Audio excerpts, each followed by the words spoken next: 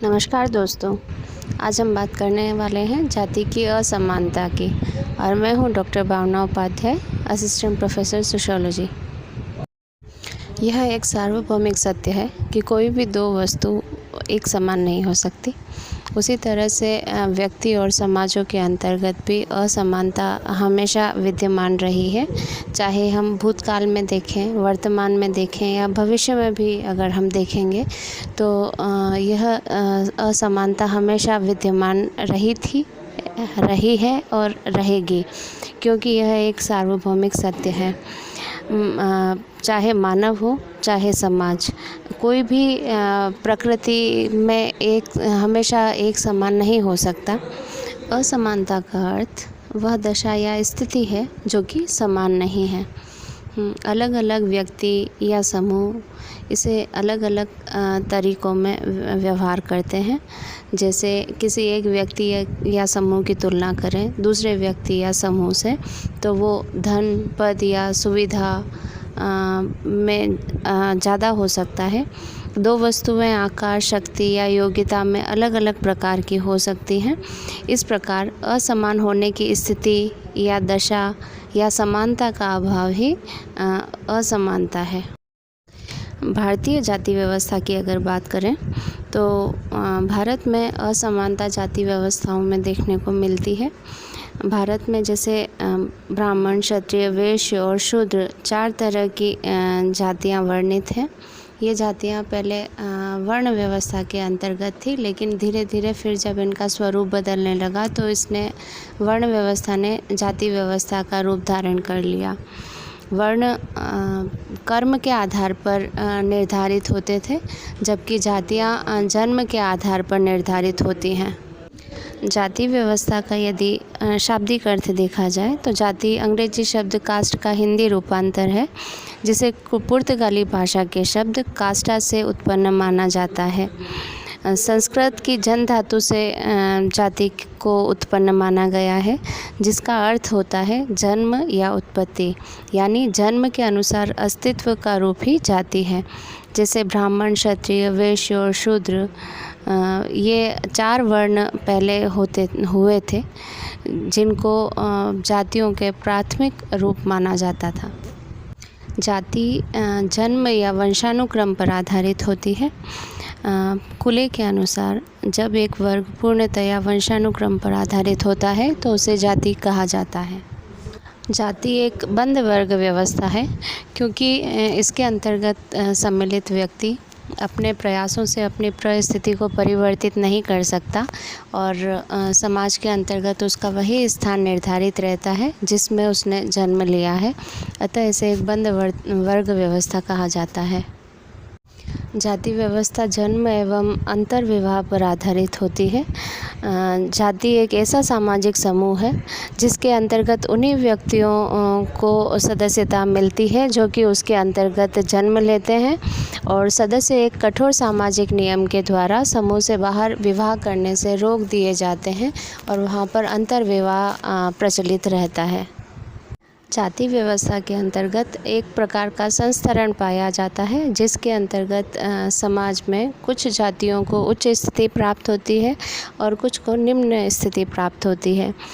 जाति व्यवस्था के अंतर्गत व्यक्ति का अपनी जाति या अन्य जाति के सदस्यों के साथ खाने पीने से संबंधित भी कुछ कठोर नियम होते हैं, जिनका पालन करना उस जाति के व्यक्तियों के लिए आवश्यक माना जाता है।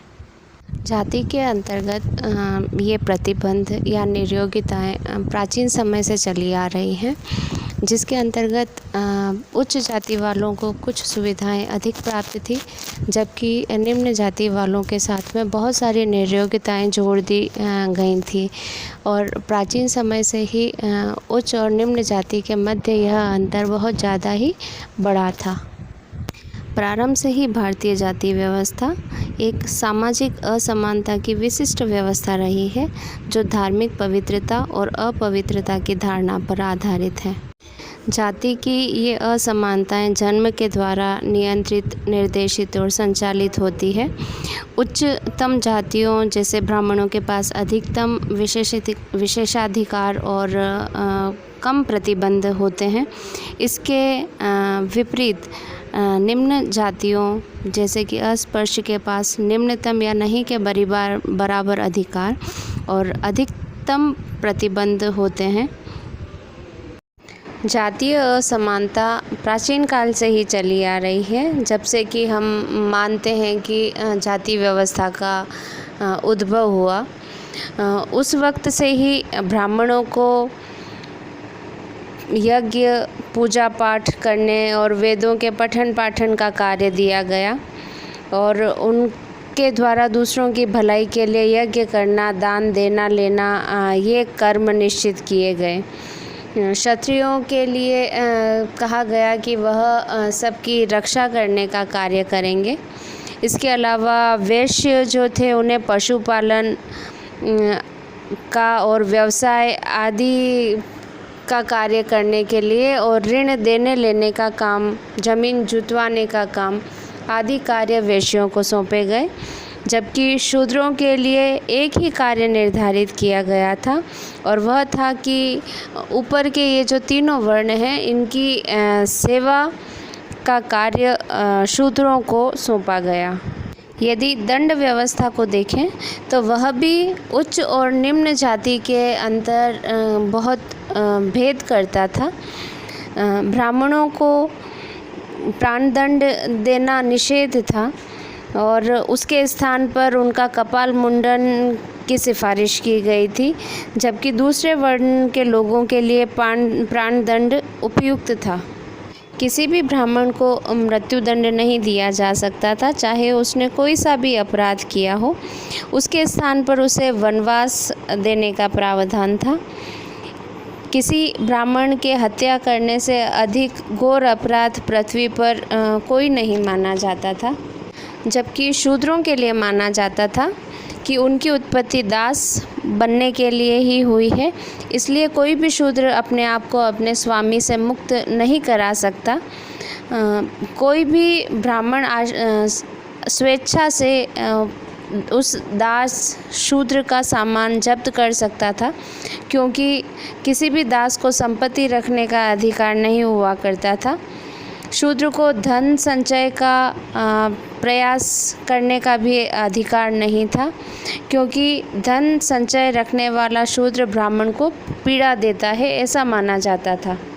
किसी भी तरह की गलती या त्रुटि होने पर निम्न वर्ग या शूद्रों के लिए दंड का प्रावधान भी बहुत कठोर था। यदि वह अपने से उच्च जाति वालों को गाली देता या उनके खिलाफ कोई बात सुनता तो ऐसे में उसकी जीभ कटवा दी जाती या कानों में गरम तेल उंडेल दिया जाता। अगर वह किसी पर हाथ उठाने का प्रयास करता या कोई हथियार उठाने का प्रयास करता तो उसके उन हाथों को कटवा देने का प्रावधान किया गया था। तो इस तरह समान गलती होने पर भी उच्च जाति वालों को कम दंड दिया जाता था, जबकि निम्न जाति वालों के लिए कठोर दंड की व्यवस्था की जाती थी।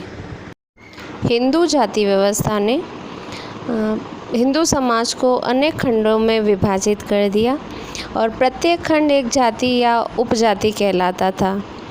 प्रत्येक खंड के सदस्यों की सामाजिक स्थिति, उनके दायित्व और कार्य जाति द्वारा पहले से ही निश्चित कर दिए गए थे और प्रत्येक व्यक्ति अपनी ही जाति के प्रति निष्ठावान होता था।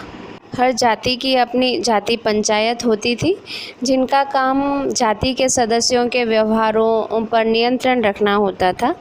जातिगत उच्चता और निम्नता से संबंधित नियमों की अवहेलना करने पर जाति पंचायतें उन्हें दंड देती थी और इन अपराधों पर उन्हें अलग अलग सज़ा भी सुनाती थी।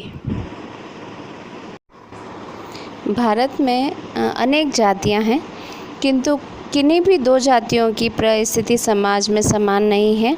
समाज में विभिन्न खंडों, जातियों, वर्णों या वर्गों में उच्चता और निम्नता के आधार पर क्रमबद्धता पाई जाती है, इसी को संस्तरण कहते हैं।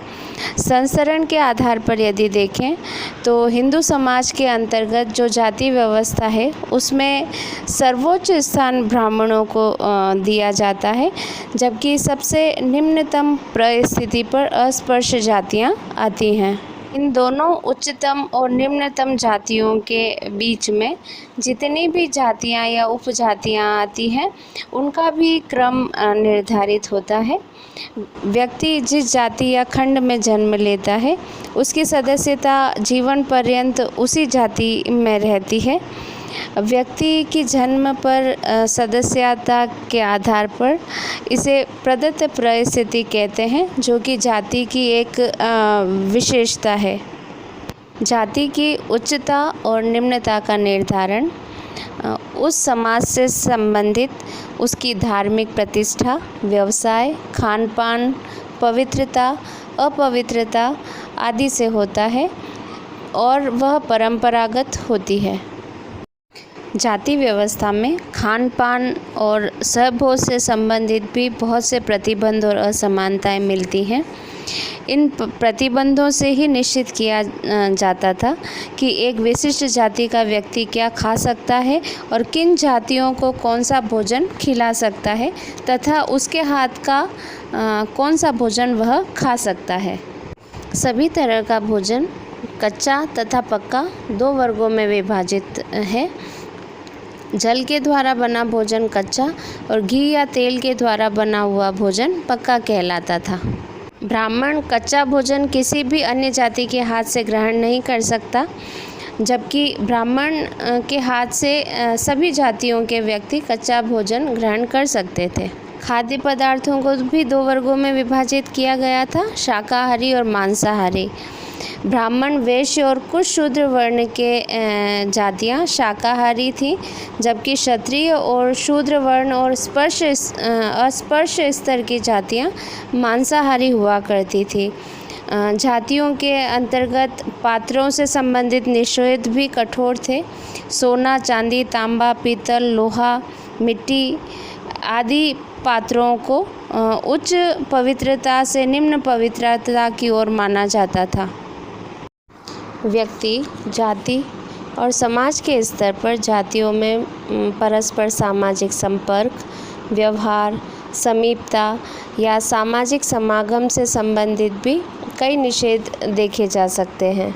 पवित्रता, अपवित्रता, छुआछूत से संबंधित कई तरह की असमानताएं जाति व्यवस्था में पाई जाती हैं। बहुत सी निम्न जातियों को मंदिरों के चौक में प्रवेश नहीं करना दिया जाता। निम्न जातियां गांव की बाहरी सीमा पर ही रहने के लिए बाध्य की जाती हैं।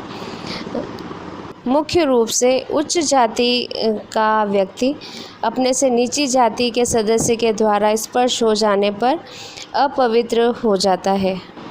ब्राह्मण किसी शूद्र के निवास स्थान के आसपास अपने शरीर की शुद्धि नहीं कर सकता। धोबी, नाई आदि अछूतों को अपनी सेवाएं नहीं दे सकते। ब्राह्मण डॉक्टर शूद्र की नब्ज देखते समय रोगी की कलाई को रेशम के टुकड़े से लपेट देता है, जिससे त्वचा को छूने से वह अपवित्र न हो जाए। इस तरह की सामाजिक समागम संबंधी असमानताएं भी जाति व्यवस्था के अंदर व्याप्त रही हैं। जाति व्यवस्था के अंतर्गत नागरिक और धार्मिक असमानताएं भी व्याप्त थीं। ब्राह्मणों और ऊंची जातियों को समाज में उच्चता के स्तर के अनुसार विशेष अधिकार प्राप्त थे। वहीं दूसरी तरफ निम्न जातियों, जिनमें स्पष्ट विशेष रूप से अस्पृश्य जातियों को बहुत सी निर्योग्यताएं, निषेध या असमर्थताएं का सामना करना पड़ता था। नीची जाति वाले व्यक्तियों को सामान्य कुएं से पानी भरने का भी अधिकार प्राप्त नहीं था। अगर वो वहाँ से पानी भर लेता तो कुएं को अपवित्र माना जाता था। अलग अलग जगहों पर अस्पृश्य जातियों के लिए अलग अलग नियम बने हुए थे। महाराष्ट्र में अछूत सड़क पर थूक नहीं सकते थे, क्योंकि ऐसा माना जाता कि उस पर उच्च जाति का पैर पड़ जाए तो वह अपवित्र हो जाएगा। अस्पर्श कांटेदार वृक्ष की शाखा लेकर चलते थे और अपने पैरों के चिन्ह मिटाते हुए जाते थे। पंजाब में किसी भी हरिजन को अपने हाथ या बगल में झाड़ू रखनी होती थी जिसे पता चल जाए कि वह अस्पर्श है। दक्षिण भारत के अंतर्गत शनार और इजवाओं को एक मंजिल से ऊपर मकान बनाने की अनुमति नहीं होती थी। इनको छाता, जूता या सोने के गहने पहनने, गाय धोने तथा देश की सामान्य भाषा का उपयोग करने की भी अनुमति नहीं होती थी। मंदिर के गर्भस्थल तक जाने का सिर्फ ब्राह्मणों का ही अधिकार था। शूद्र तथा उससे उच्च जातियां उन पवित्र स्थानों के बाहर ही रहती थी।